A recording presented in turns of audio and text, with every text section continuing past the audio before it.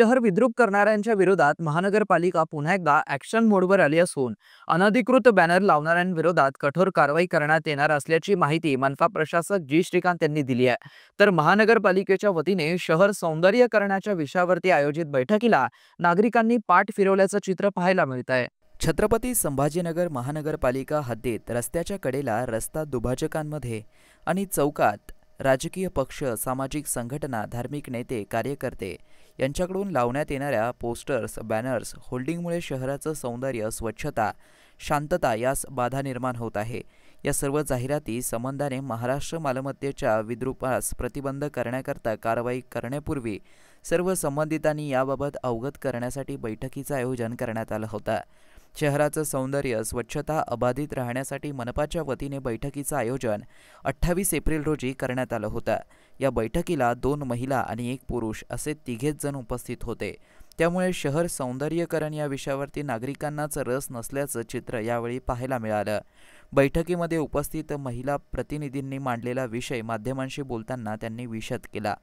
या सर्व प्रकरणामध्ये मी आपल्या महाराष्ट्राच्या मुख्यमंत्री देवेंद्रजी फडणवीस साहेबांचं मी अभिनंदन करते की काल त्यांनी त्यांच्या ह्याच्यात पण सांगितलं की माझा जरी फोटो असेल बॅनरवर तर त्याच्यावरही गुन्हा करावा, म्हणजे त्यांनाही स्वच्छ भारत, सुंदर राज्य हवं आहे हेच त्यांच्याकडून एक त्यांना सांगितलेलं आहे। तर प्रत्येक कार्यकर्त्यांनी याची दखल घ्यावी की माझा नेता अपमानित होणार नाही, त्याचा बॅनर लावून एवढी दखल घ्यावी। पालिकेने तेव्हाही दखल घेतली जावी अशी आमची मागणी होती आणि आजही हीच मागणी आहे की तुम्ही अधिकृत होर्डिंगसाठी जी जागा लावलेली आहे त्यावर सुद्धा 2 दिवसाच्या वर तुमचं होर्डिंग असू नये।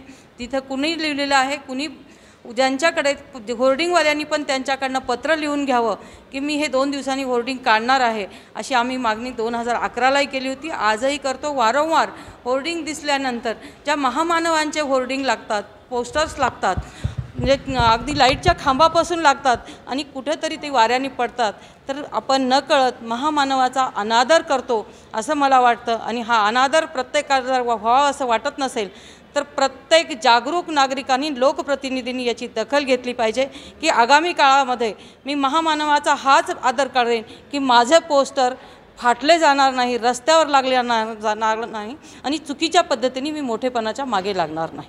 आयुक्तांनी आज बऱ्याच सूचना त्यांच्या ऑफिसर लोकांना, अधिकारी लोकांना दिलेल्या आहेत की तुम्ही यांच्या प्रत्येकाला लोकप्रतिनिधींना पण पत्र द्या आणि त्यामार्फत लोकप्रतिनिधींना एक सूचना पण करा की याच्यावर कडक अंमलबजावणी केली जाईल। काही कार्यकर्त्यांना असं वाटतं की आपल्या लोकप्रतिनिधीचा फोटो बॅनर लावला तर आपण नेता म्हणून जाऊ, कार्यकर्ता म्हणून जाऊ। तर आगामी इलेक्शनच्या काळामध्ये हा एक फंडा असला पाहिजे की ज्याचे जास्त बॅनर त्याला लोकप्रतिनिधींनी तिकीट पण दिलं नाही पाहिजे असं माझं मत आहे। जो कार्यकर्ता नावातून मोठा होईल त्यालाच, जनतेची ज्याला कळवळ आहे अशाच कार्यकर्त्यांची दखल घेतली जावी असं माझं म्हणणं आहे।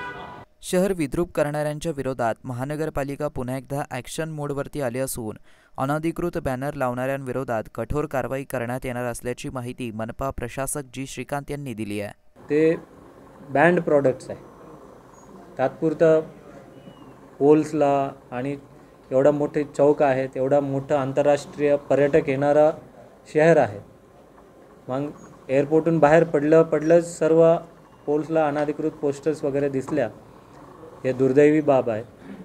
आणि या अनुषंगाने आतापासून कडक अंमलबजावणी त्याला करू आणि कोणाचेही लागले तर त्याला काढून टाकण्याची कारवाई आम्ही करू। परत एकदा माननीय आमदार, खासदार, सर्व पक्षाचे अध्यक्ष, सचिव त्यांना आम्ही पत्र देऊन, मी स्वतः पत्र देणार आहे आणि आपल्या माध्यमातून सुद्धा त्या सर्व लोकांना आवाहन करतो की आम्ही कोणाच्याही ठेवलं जाणार नाही।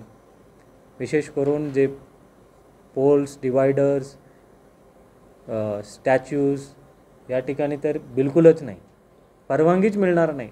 म्हणजे त्याला याचा अधिकृत अनधिकृतचा विषयच नाही, पोलवर लागले म्हणजे ते बॅनर इलिगलच आहे। कोणी झेंडा लावतात, कोणी बॅनर लागतात, मग ते खाली पडलं, कोणाच्या गाडी गेली, मग त्यावरनं दंगल पण होऊ शकतं, महामानवांचे त्या ठिकाणी लागलेलं असतात, मग जिम्मेदारी कोणी घेत नाही। मग शेवटी महानगरपालिका म्हणून आम्ही त्यांच्या विरुद्ध इमिडिएटली काढून टाकण्याचा कारवाई आम्ही करणार आहेत। सर्व लोकांनी, सर्व राजकीय पक्षांनी सहकार्य करावी अशी आम्ही अपेक्षा बाळगतो. मित्रांनो, ही बातमी तुम्हाला कशी वाटली आमच्या कमेंट बॉक्समध्ये प्रतिक्रियेच्या स्वरूपात नोंदवायला विसरू नका. अशाच बातम्या बघण्यासाठी आणि अपडेट राहण्यासाठी आमच्या YouTube चॅनलला सबस्क्राईब करा, शेअर करा. धन्यवाद.